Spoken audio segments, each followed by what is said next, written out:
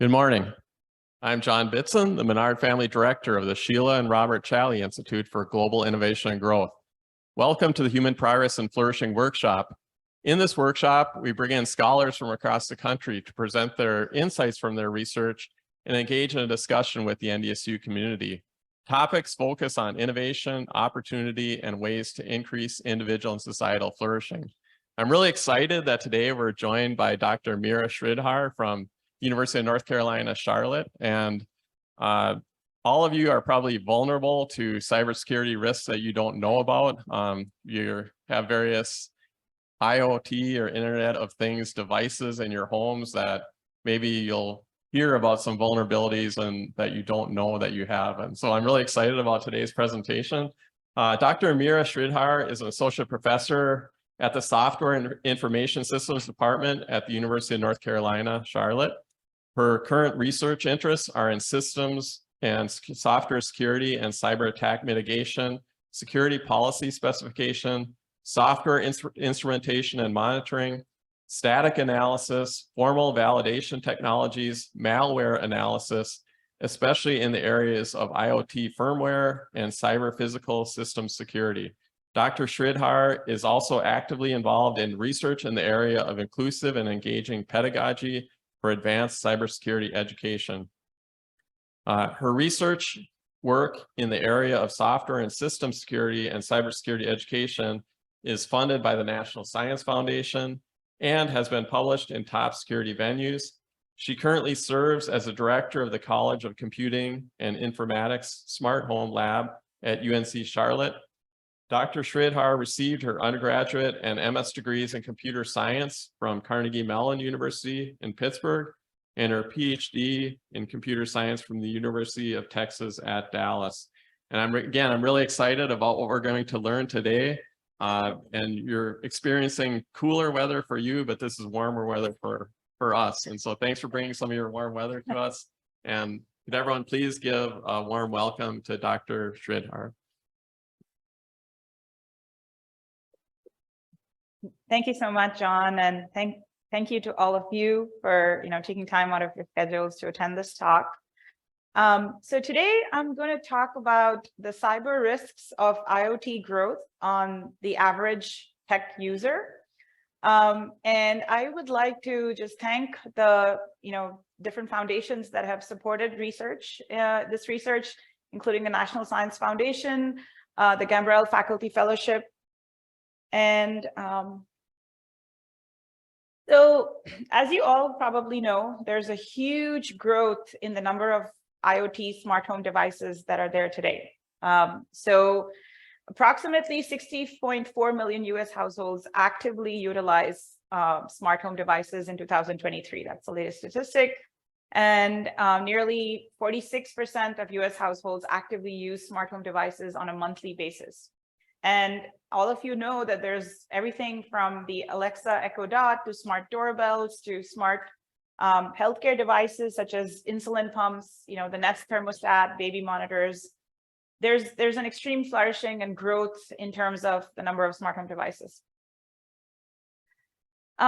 So smart home devices are very vulnerable to attacks. So for example, I don't know if you've gone to the store and seen those smart fridges where the fridge actually has a camera and it connects to your mobile device. And when you're at the store, you can actually look into your fridge through the camera and see whether you're out of milk and you want to go and and you want to actually purchase some milk.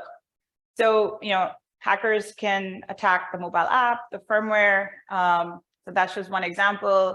Then there are smart vacuums, for example, that map the flooring in your house, and they know every square foot of your house, and a hacker can access that, for example. So that's a violation of security and privacy. And more dangerous attacks can also happen. So for example, somebody can hack your smart coffee maker to try to start a fire in your house. These are just some examples. So if you look at a lot of the headlines today, there's all sorts of different attacks and vulnerabilities that have been published in a lot of popular news articles. And as I mentioned, there are different parts of the smart home ecosystem that can be vulnerable to the to attack. So for example, the central hub that connects to all these different devices, the mobile app, and what makes securing these devices very challenging is the extreme heterogeneity of the ecosystem. The mobile app is developed using very different technologies, from the firmware in the fridge versus the firmware in the microwave versus the vacuum. They're all sold by different vendors. Each of them have their own proprietary firmware that's there. All of them are cross-communicating, and the landscape is continually changing, right? So as you introduce new devices, take out old ones, that entire landscape is changing. So challenges in securing this are very plenty, and it's what's sort of boggling researchers today. So that's sort of the motivation behind the work. And I do a lot of work in the actual technical aspects of the research and firmware security. That's what I've been working on in the last 6 years. But today, what I'm going to talk about is sort of the education and awareness aspects of this problem, and why that's really important. So one thing is that there's, as I said, there's a lot of these smart home devices, and there are these primary users who are aware that they go out and buy these devices and they install it in their homes and they're using it. But there's also secondary users of these devices that may not even know that they're at rest in this environment, with all these vulnerabilities, right? So elderly people, for example, or young children, so baby monitors, for example, are vulnerability. And they're sort of what I call the secondary users who are thrust in this ecosystem, and they may not even know all the vulnerabilities that are there, and the primary users as well. So building awareness is important. Building awareness at a young age is important. The other part of the problem is the big gap in cybersecurity education. So right now, the big gap in cybersecurity education. So right now, there's a big gap in the supply and demand of the cybersecurity workforce. So right now, there's an estimated 3.14 million professionals that are needed globally to fill this gap. So there's a huge demand and not enough supply to meet this demand. The other thing is that the cybersecurity workforce is reduced in number, but it's also very reduced in the diversity and the inclusion aspects. And as we all know, that diversity and inclusivity are very, very important for solving challenging problems, because that different perspective and creative solutions to overcome challenging problems is fueled by a more diverse and inclusive workforce. So, for example, in the US today, only an estimated 4% of cybersecurity workers self-identify as Hispanic, 9% as Black, and only 24% as women. And this is something that I actually see in my classes. So a lot of my classes, there are very, very few women, for example. So, so that's another part of the problem that we want to solve. And some of the reasons for this massive disparity is a lot of cybersecurity jobs, require some very expensive skills and certifications. There's also a severe lack of mentorship and role models in the space that are diverse, and and there's also systemic racism, hiring discrimination, lower pay, and limited advancement. So these are all hindering factors. So a lot of my work recently in cybersecurity education is motivated by the reasons that I just mentioned. So a few years ago, I got a National Science Foundation funded project. It's a SATC EDU project. SATC is the Secure and Trustworthy Computing Space division of NSF, and EDU is an education grant, and the project is called eShield. So I'm going to talk, the different initiatives that we've been doing as part of this grant. And I'd like to show you all the different people who worked on this grant, so that we've had a great number of PhD students, MS students, undergraduate students. We've also had quite a few NSF REU students, which are research experience and undergraduate students. So it's a sort of summer research internships for undergraduate students. And I would also like to thank my collaborators and co-PIs on this grant. So just want to give you kind of an overview of what this grant is about. So we have these 4 quadrants that kind of depict the different aspects of the grant. So here on the upper left quadrant here is our course development. So what we've proposed and what we're doing right now is developing course modules. And this is heavily fueled by my research in IoT firmware security. So we're developing course modules that are engaging and inclusive and fun to teach, difficult concepts in IoT firmware security to students that we can deploy in both undergraduate and graduate courses. And the course modules are stackable. So, an instructor can take the entire course and teach it module by module, or they can take one or two modules that might be relevant to their existing course and teach that separately. And so UNC Charlotte is actually an NSA DHS Center for Excellence in Academic Innovation. So it's a center for academic excellence. And what that means is it's a lot of the courses have to be certified by the center. And these stackable modules are actually, they are conducive to be included in those kind of courses. So we've kind of designed this. And we intend to broadly disseminate these course modules for anyone in the world to use them and teach them in their courses.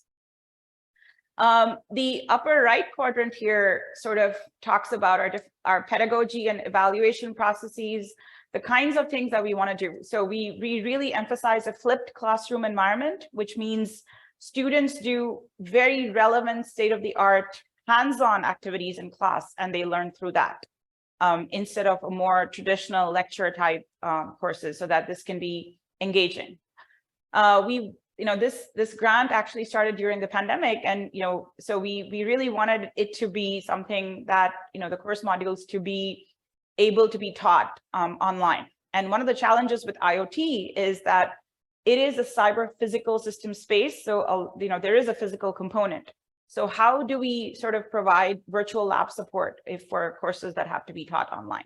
That was one of the things that we've been working on, and I'll talk a little bit about that. So how can we sort of create like prepackaged modules with emulators for emulating the firmware and things like that? And then there's a lot more things there in terms of evaluation and strategies and things like that.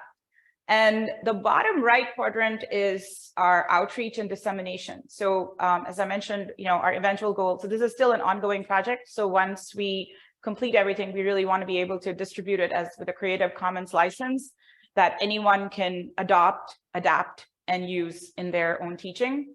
So part of our proposed initiatives is to be able to work with other North Carolina universities and community colleges, and especially more with underrepresented minority students, and train their faculty in these course modules and how to use them. We also are working with middle schools right now in the Charlotte area to be able to do a K-12 IoT roadshow. And right now we've developed a few activities that middle schoolers can do to learn more about cybersecurity awareness. And ideally, we're all kind of working on either going to the school. One idea we've thought of is having a van with different IoT devices that students can come and play with. Or I'm also the director of the UNC Charlotte Smart Home Lab, which is sort of mimics a smart home environment. So we actually have like a couch and a TV, a smart TV. We have cameras, we have doorbells, all that stuff. And and we do a lot of outreach where students come and play around with devices, and we teach them different things. And this last quadrant here is about connecting the education efforts back into research. So we really want to have that synergy between research and teaching, and keep the two aligned with each other. So I'm going to talk very briefly later on in the talk about how we can actually use classroom environments to get some information back for research. So for example, we did a class source penetration testing of an IoT router where students actually found new vulnerabilities in the router firmware that we actually reported to the common vulnerabilities and enumerations database, and it was published as new vulnerability, and we responsibly disclosed that. So that's one example of connecting teaching back to research. And that's why you see these arrows, because they're all connected. And of course, a very important goal is to connect the state-of-the-art research back into teaching. So our teaching is very informed. So we regularly, so all the in-class activities are taken straight out of the most cutting edge research that we're doing and the problems that we're facing in research to make sure students are very competitive. So that's the eShield project. So in today's talk, I'm going to talk about just a few different efforts. It's been a very large project, and a lot of sub-projects that have been there. And I'm going to talk a little bit about some of the published works and the completed works. So the first one is going to be a suite of something called a process-oriented guided inquiry learning. I know it's a very long phrase, POGIL for short, POGIL style guided learning activities. And so the idea behind POGIL is that students learn concepts, sort of self-discover challenging concepts through a series of questions. So the instructor's role is to design these questions in a way that students can self-discover. And it's a group-based activity where they can discuss. And so what we do is we do these activities in class, and then once they have had a chance to do all the activities, then we discuss everything as a group. And it's far more effective. What we found out is it's quite effective. And, again, instead of me sort of lecturing about very difficult concepts that can also be a little boring sometimes, if they're doing it self-discovering, it's more effective.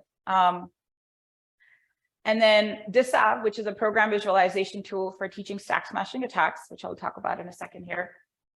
Criminal investigations, which is a gamified, scalable, web-based framework for teaching and assessing IoT security skills. And then, as I mentioned, the class host penetration testing of an IoT firmware router, and 2 different K-12 education awareness activities. So first, the POGIL style guided learning activities. So the scholarship on this is, so POGIL is actually, a nationwide, they have a certificate, so that it has to be cleared through them for it to be considered an actual POGIL exercise. So one of the activities has been cleared by POGIL, and the rest are in submission. We also have a paper in submission right now on this. So let me tell you a little bit about the problem and motivation behind this work. So stack smashing is a very specific software security attack that's very prevalent today. And it is very prevalent even in smart home devices in IoT. So what a stack smashing attack is it leverages something called a buffer overflow vulnerability, in which an attacker can take over the system, the target system. So what happens in a lot of memory unsafe languages such as C, if you worked with C before, what happens is that C doesn't check out of bounds array access. So basically, if you have a buffer that's only 10 bits long or 10 bytes long, and you try to write a 15-byte array into that buffer, the C programming language compiler will not come back and warn you. It will just simply overwrite adjacent parts of memory.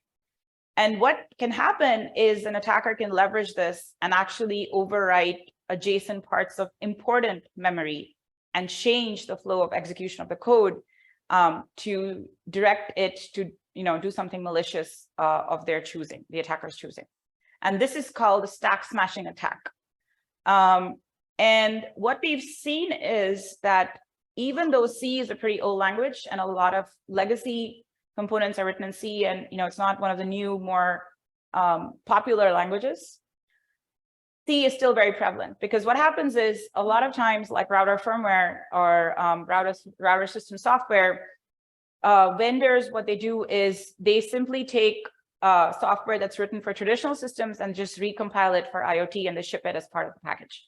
So all the vulnerabilities that were present in the old software is still around. So therefore, this is still very relevant and very prevalent, and it's very dangerous, because at the end of this, the attacker can pretty much run whatever code of their choosing on the victim machine. So like the router or the fridge software, things like that. So we definitely want students to be able to know about this attack. We want our cybersecurity students to be able to recognize, understand, and defend against this type of attack. The problem, though, in teaching this is that it's a very highly sophisticated attack. It's complex. It's abstract. C programming language is difficult to learn, especially if students have started out with newer languages like Java, which are type safe, and Java, for example, or Python provides a lot of support, and C doesn't have that kind of support, or that kind of accessible support anyway. So it's difficult, and students have to learn a bit of C to understand this attack. It also, teaching stack smashing also requires us to teach a lot of different, parts for background. So everything from C to how parameters are stored on a stack, how the process memory layout, and a whole bunch of different things. So there's a lot of moving parts to this attack. So it's very, very difficult to grasp. So this set of guided learning activities is targeted towards that. So, we were thinking as instructors on how can we make this more fun, and how can we make this more interesting and more captivating for students to learn, right? So in this, we have 5 activities. So the first one is a warm-up activity, which talks about how strings are implemented in C and command line inputs and things like that. The second activity talks about buffer overflows, what they mean. The third activity talks about the process memory layout. So how the memory is structured, how a program runs, what happens at the back end and things like that. The activity 4 is the actual stack smashing, so which uses all the previous activities. And then activity 5 is defenses for the stack smashing. So these activities are actually the first to implement FOGIL in advanced cybersecurity topics.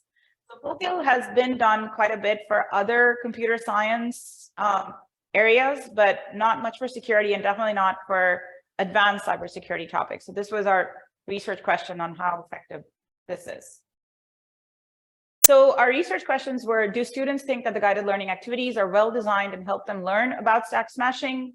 Do students think that the guided learning activities are engaging? And do students across multiple age groups, genders, and prior experience in these areas related to stack smashing have similar perceptions about the guided learning activities? So this is an example question from that the warm-up activity. So as you can see here, this is the model. This is what kind of students are given with, and we have things like, okay, you can comment out this part of the code and then see what happens, and then comment out this part of the code and then see what happens. And students have to actually do that to arrive at the answer. So it's a little bit more engaging than the traditional lecture style.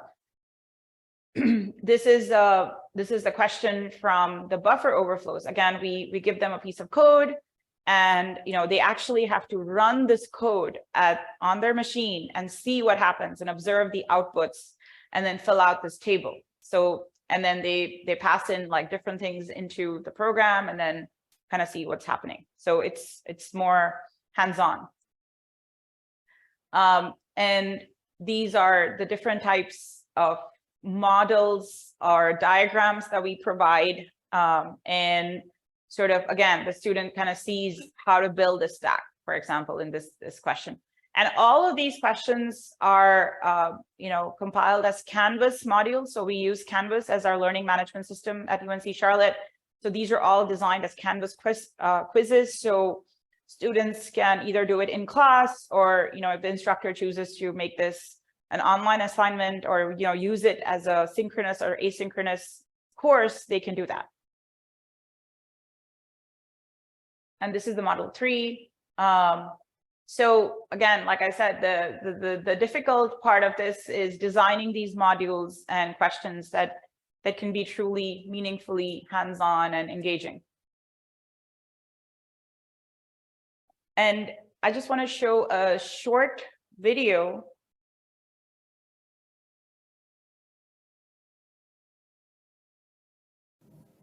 This activity presents buffer overflows in C.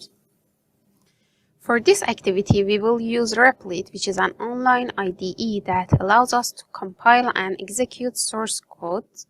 And you can see it's open on the right side of the screen. As you can see, I've already copied the source code of Model 1 into Replit, and I answered one question of this activity. Here are the instructions on how to compile the source code of this model. For the source code of this model in here, we already compiled it using these instructions in here. Now let's answer this question, which is asking us to run this simple program with multiple execution commands, as you can see here. While we run this program, we should fill this table with information related to our observation from the output of executing this program, in order to understand the role of argc and argv in C program. So, wanted to show a small clip of a student doing the activity. So argc shouldn't be 0 like argv of the program. Okay, let's copy paste. Oh, and this is the name of the program, and these are the parameters that I passed. So I think, yeah, I just want to go to the next slide. Is like a counter that has the number of parameters.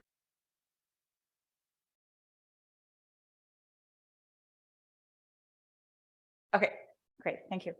Yeah, I just wanted to show a short clip there just to show you what that looks like. So the student is, had the questions on Canvas, and as I said, we could do it online, and then simultaneously had her C compiler open, so they kind of testing. So that was that. So those are activities, and we're still in the process of refining, and this is just the first attempt. And so our study methodology here was we designed a survey that consisted of 17 Likert scale questions, 1 free response section, and 4 demographic questions.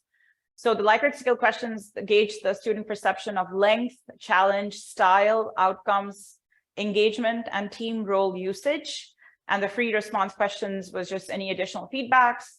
And in the demographics questions, we asked them to give their age, gender, and indicate their experience with the C programming language and stack smashing.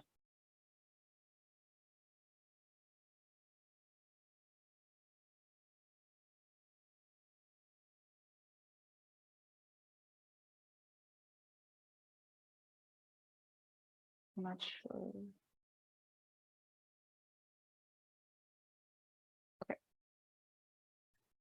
Yeah, so we deployed this in 2 sections of an introductory security and privacy class in fall 2022, and this is a junior level undergraduate introductory class.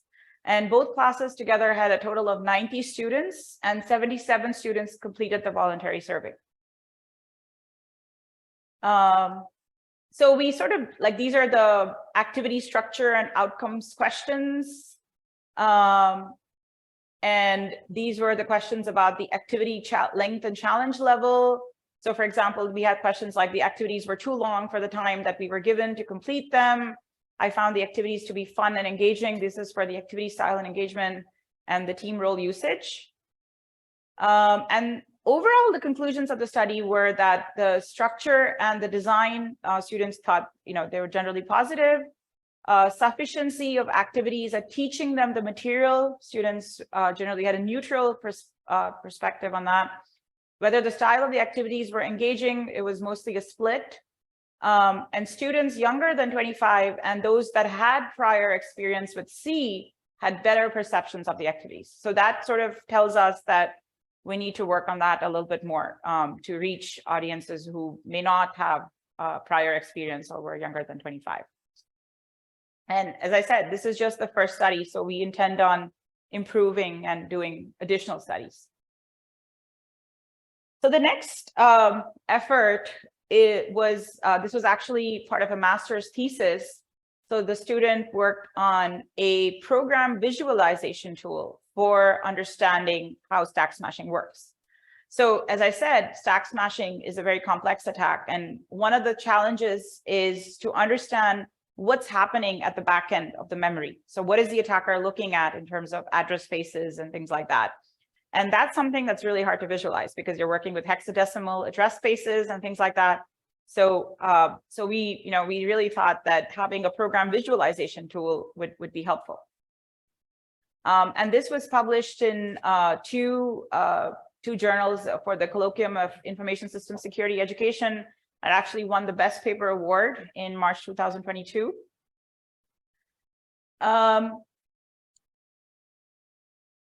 So the DSAV, so it's a web-based application that's built with React.js, and the workflow is basically creating a function, constructing a payload, or basically what the attacker injects into the system, and then finally executing the program. So it provides visualization in 3 steps. And the idea is to use a lot of colors and fonts and icons and buttons to improve student engagement and appeal to a more broader and diverse audience. We also provide students the ability to customize an attack scenario to some extent, so that they can be, again, more engaging, and instead of just being a theoretical concept, it can be a more applied. The other thing is DSAV provides dynamic visualization. So as the student progresses in the attack and as the memory contents change, DSAV provides a view of what's happening right there. It also highlights various parts of the program code itself during execution and allows students to customize vulnerable function and create it allows students to choose from a list of final attacker actions, like starting a remote shell or wipe the entire OS of the system and things like that. So again, it makes it more tangible. So these are just some example screenshots from the tool itself. So this is the, creating a function, so you can kind of see the colors and buttons, and students can kind of choose different function names and parameters and what to pass into the vulnerable function. And here they're constructing that payload. So how do you construct different parts of the payload to inject into the attack, into the function, and then running the function, running the vulnerable code, and saying, so the DSAV will come back and say, hey, attack has been successful, or it's not been successful, and things like that. This is the dynamic visualization part. So as the students is stepping through the memory contents, they can kind of click on each of those functions, and it'll provide like a drop down and show the details of the address spaces to see, what's happening behind memory, because they actually have to calculate, do sums of hexadecimal addresses and things like that. So this makes it a lot easier for them. So this is like the drop down version. And as you can see, you can kind of see the hex addresses on the right, and on the left, the different parts of the memory contents.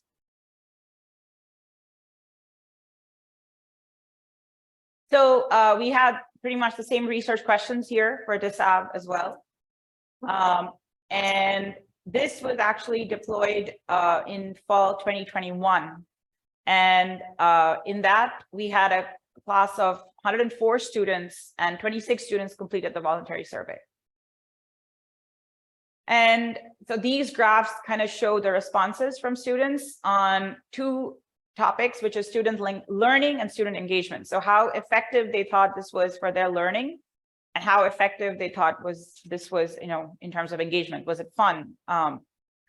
And the blue responses are positive, the red responses are neutral, and the yellow ones are negative. So as you can see, generally pretty positive responses. This is also student learning. This is distribution by stack smashing knowledge, so it's still student learning. And this is distribution by program visualization background. So again, the blue is positive, so a lot of positives. And these were the student engagement. And you can see that there's a lot of blue, but definitely, room for improvement in terms of the yellow. Okay, so that brings me to my next topic, which is the criminal investigations. This is a gamified, scalable, web-based framework for teaching and assessing IoT security skills. So our thought process in this was, as I mentioned, having a virtual environment, completely virtual. So all of the IoT that needs actual physical firmware, we provide software like emulators and support tools so that students can actually run the firmware on the emulator instead of on actual devices. And so that instructors can choose to do this, in remote classes as well. So the main thing with criminal investigations is that it is extensible. So our idea was to present the entire course of stackable modules in criminal investigations, and we've done that. We have a few activities now, but we intend to, add more activities to it so that the entire course can be, this criminal investigation can be kind of paired with the IoT firmware security course. And this was published in the Technical Symposium 6C on CS Education in March 2022 and presented as a poster in March 2021.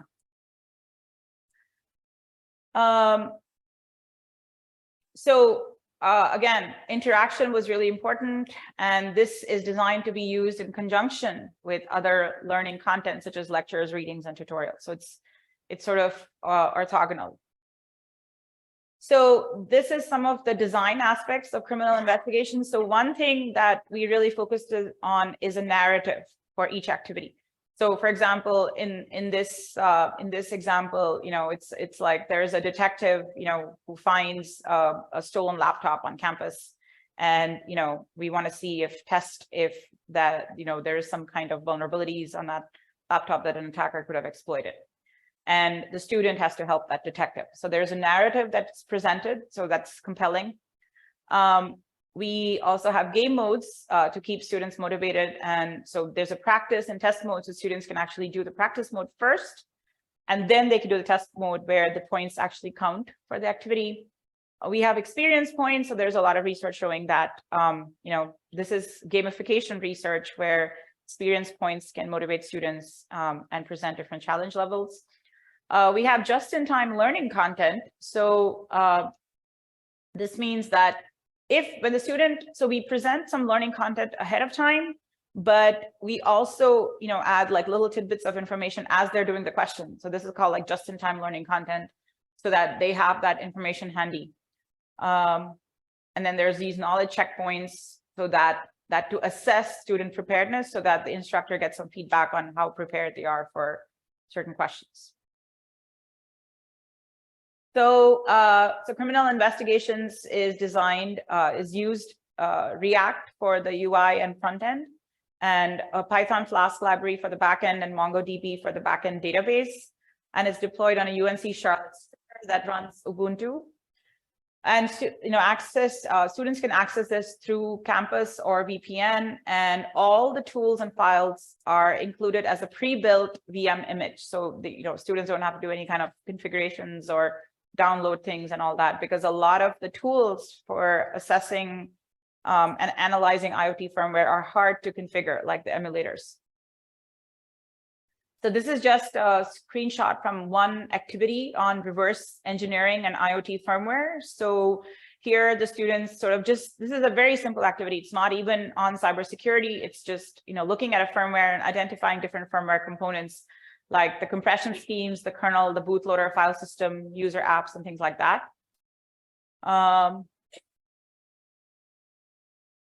And in this one, we deployed it in, so this was one example of just taking one module and deploying it in a pre-existing course. So, so we have some sections of an OS and networking class, which is a required class for undergraduate students.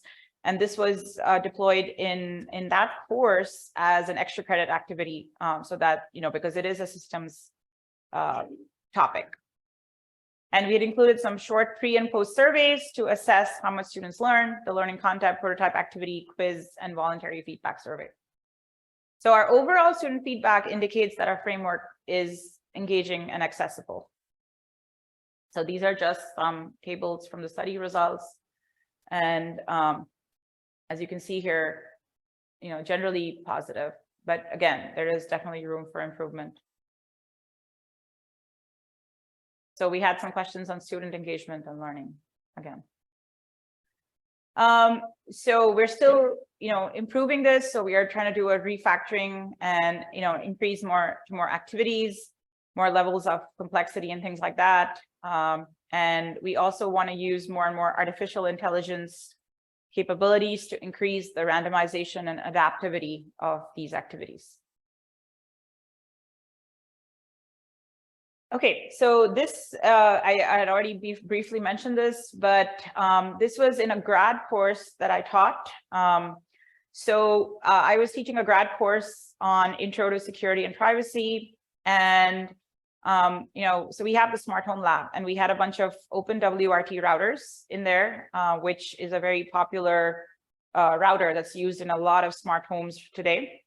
And I was thinking it'll be great to design a project around this. So we actually had a 3-phase project that we designed on network security, web security, and software security for this open WRT router. And one of the goals was to, in the web security module, was to identify any cross-site scripting vulnerabilities in the web interface for that router. And the class students actually ended up discovering 2 new vulnerabilities that were not disclosed before. So we sort of did, so to me, that was very exciting. And so we actually responsibly disclosed this to OpenWRT, and it was published in what's called a CVE database, which a CVE database is, it's a national database that sort of exhaustively maintains a list of all vulnerabilities that are out there in all systems. So this was a very interesting exercise in terms of a class-sourced penetration testing activity. So just want to talk a little bit about 2 efforts on K-12 cyber awareness.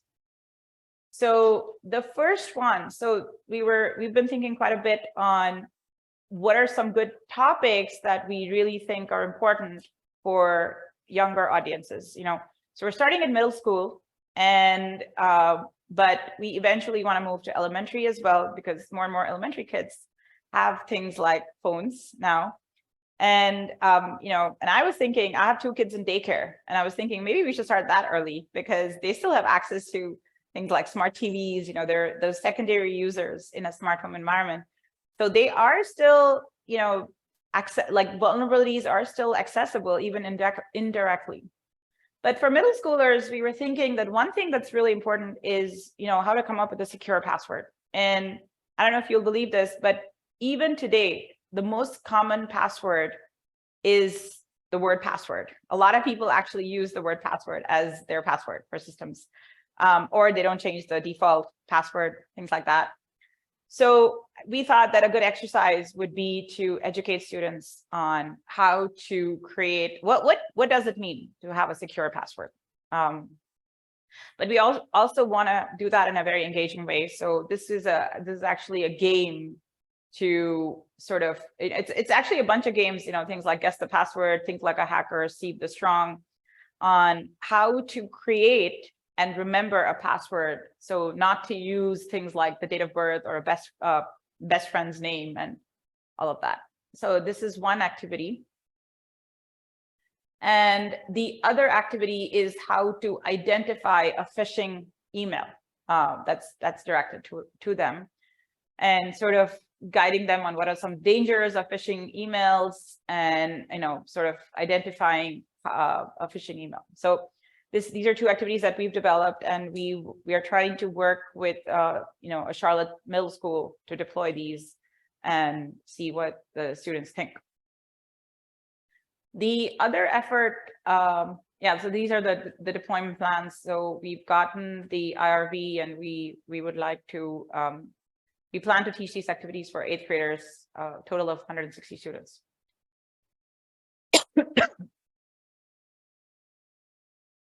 And the last one is, so this was part of a Gambrel faculty fellowship that we received on improving upward mobility in the Charlotte region. So give students access to things like tech jobs, and make that more fun for students. And again, we're working with middle school children here, and we really want to target communities for economic mobility. So one of our goals was to create a multi-scenario game with critical cyber security and privacy learning modules. But also important to us was that the game is playable without any expensive hardware or high bandwidth requirements. And our goal is to also, make the game in 2 different languages, like English and Spanish. So we had several cybersecurity and computer science students come up with, design and develop 2 games. And we also had the UNC Charlotte arts and digital media students to think of, how can we make this, something very accessible and engaging. So we had 3 different games on secure web browsing, phishing, and cookies. And these are just some images from the game. So these are scenes from the mini game about secure browsing. And again, this is just waiting to be deployed at this point. The game is ready. Yeah, so that kind of brings me to the end of my talk. So.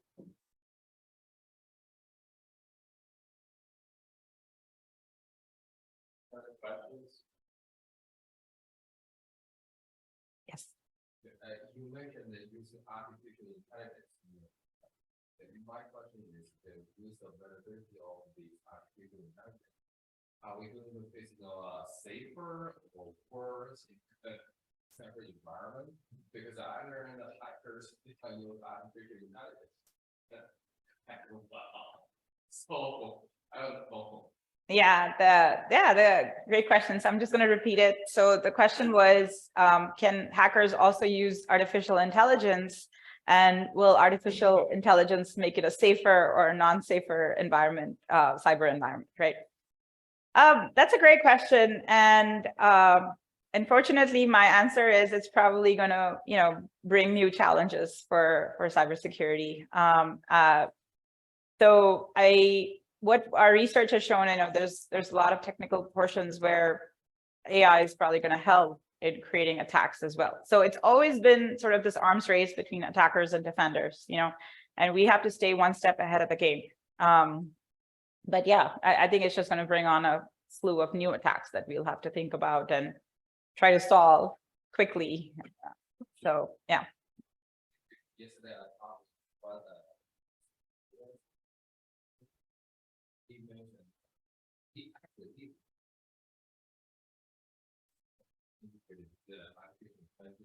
people talk about yes, the student, if you're a student at school can do that. I can only imagine. Yeah, so one of the attacks that we see a lot, so I was talking to some folks at the CS school yesterday. So there's something called a return-oriented programming attack. So what that is instead of the attacker injecting malicious code into a vulnerable system, which was one of the older ways of doing it, and now there are good defenses against that, right? So the defenders came up with good ways to defend against that's called code injection attack. So now there's something called a return-oriented programming attack, in which what the attacker does is they know they cannot insert malicious code. So they use benign snippets of code in the victim machine to stitch together attack code, for example. So that was the comeback, right, from the attacker side. And we're talking about, can ChatGPT help with this, right? And unfortunately, I think it is going to aid that process of coming up with that new attack, right? So we need to think about, because ChatGPT is basically sort of a interpreter for natural language, right? And this is programming languages. So there is some kind of similarity there in terms of construct. So we need to think about how defenders can defend against that. So. You make some suggestions to regulators on this. Google Bar so yeah, that's something that I'll have to think about more, because I think it's easier to create regulations for simpler attacks. So for example, with the Meera botnet, the botnet happened on IoT devices because it simply leveraged weak credentials. So people had not changed the default username and password. And the Meera botnet simply used that to sort of, gain access to a lot of different devices and launch that denial of service, distributed denial of service botnet attack. And that's something that, there can be a law, for example, just change the default username and password as soon as you receive your device. I'm just giving an example, right? But we just showed in one of our research works that, as these laws start getting into place, as people become more, they realize the importance of, taking care of these kind of things. And as vendors emphasize this as well, attackers are probably just going to go into more complex attacks, right? So what I described to you, that return-oriented programming attack, that's called a control hijacking attack, like what I said here, and that's a very complex attack, right? So it'll be harder to come up with a sort of universal law or, a defense that works in all situations because it's very specific. So yeah, that's a tough, very challenging problem that, we probably need a quite interdisciplinary solution where cybersecurity experts will have to work with IoT vendors, because a lot of the firmware is proprietary and things like that. And the government might have to step in because one of the problems that we're having right now is the proprietary nature of the firmware that, prevents us from analyzing and, understanding where these vulnerabilities are and disclosing them. So a lot of parties would have to be involved in that. Yeah. So thank you for putting efforts in already this day for futures of information. So my question is like, how do you have a strategy or plan to scale up the game so it make it accessible to everybody in the United States, or maybe even in the whole world? When you try to scale up and choose and need resources, a platform, like even if you want to put it in the Apple iOS system, you might have to pay 30% or something. So yeah, so the question was, do we have any plans to scale up the mini games on cybersecurity awareness to a larger population, maybe even the US? And I think that's definitely in the plans, and we're starting out locally, but it would be great to have a much larger student body and population think about those issues and deploy it. I think that's definitely part of the future plan. We just have to do it. Yeah. Thank you. Yes. So I noticed that if you're assessing all of these new methods based on perception, so have you looked at actually student performance and the student performance, not their perception of performance, but their actual performance? If they comprehend the material better as a result of using these new methods? Right. So the question was, we've done a lot of studies on the student perception, but have we evaluated based on performance? And I think one of them, the criminal investigations, we did have pre-and surveys. So we did look at the performance before and after.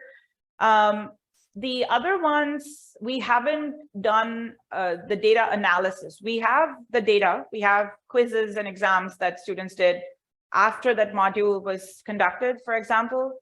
But right now, the way we would have to do that study would be, before we deployed it in this style, how they performed versus how they performed on this style. And we haven't done that study yet. The other thing that we've been sort of debating about is because if, like, I teach 2 sections of this course typically. So one of the questions was, can we do this style of activities in one section, but not the other? But we didn't feel that was sort of fair because, so we didn't have a good way to do that yet, but we'll have to come up with something for that as well. Yeah, thank you. Yes. Imagine that it's very difficult or next to impossible to catch the hacker. But have you seen any particular legislation or regulation do anything to combat some of that?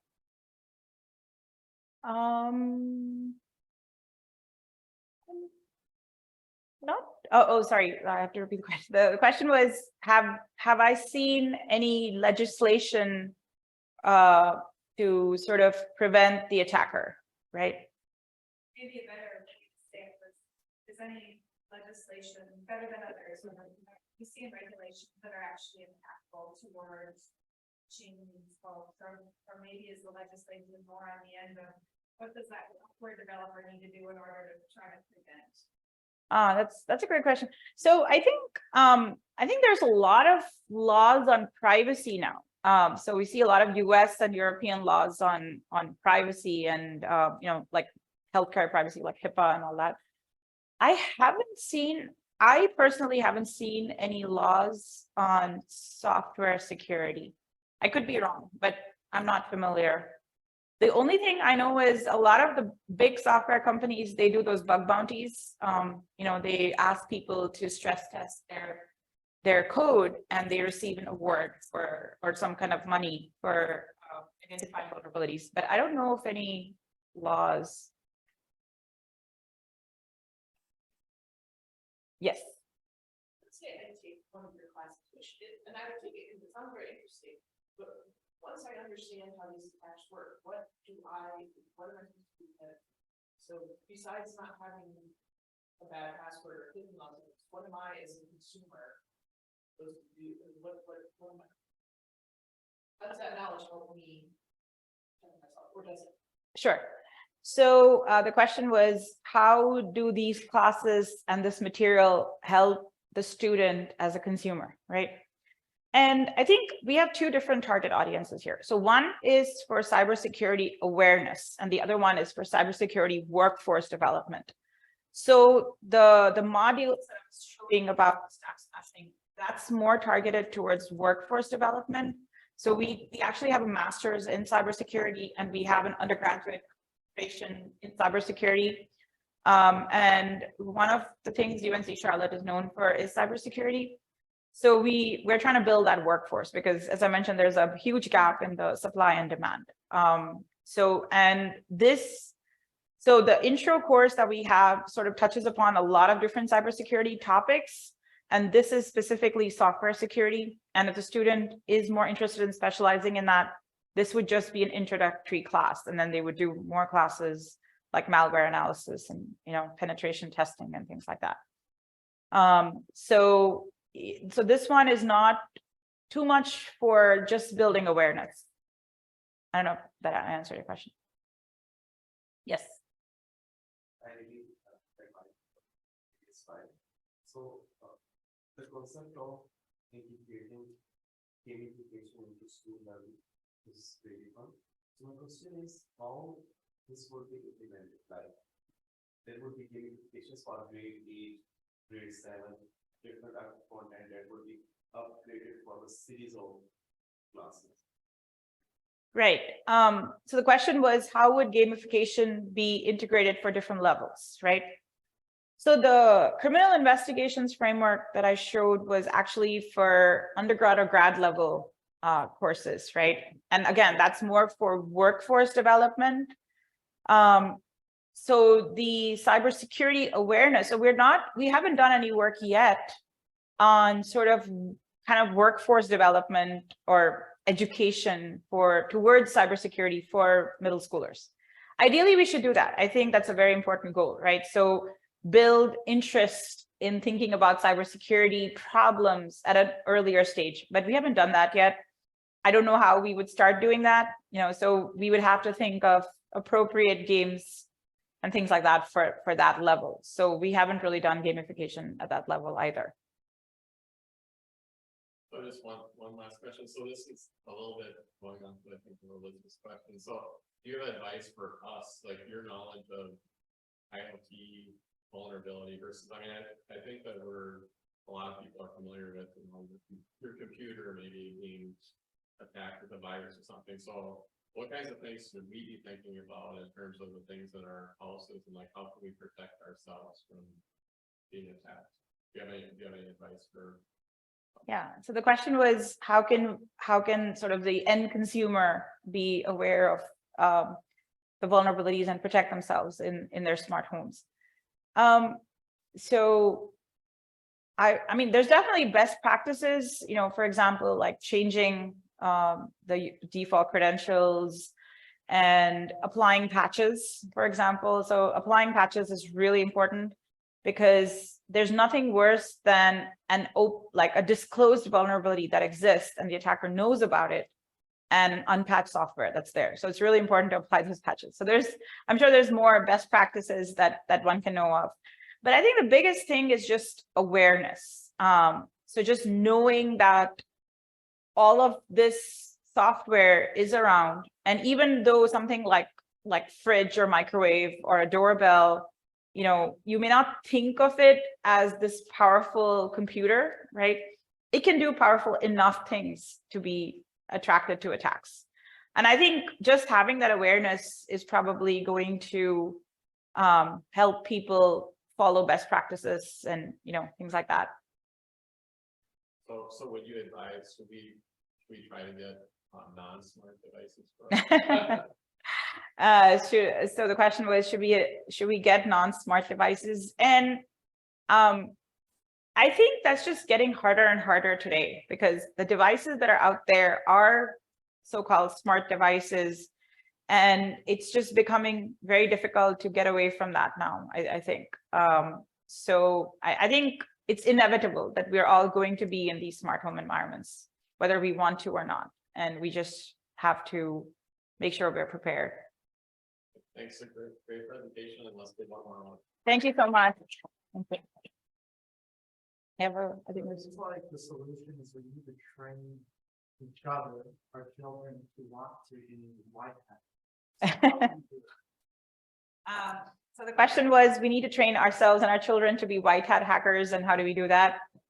I think a big part of this, our goal in being in the cybersecurity education field, is hoping that that shouldn't be the case, right? That's why we really want industry cooperation, government cooperation, and things like that.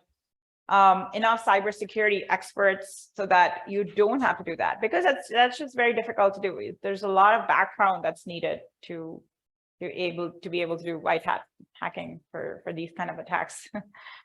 So I would say I think that's a very difficult goal to achieve. Thanks, everyone.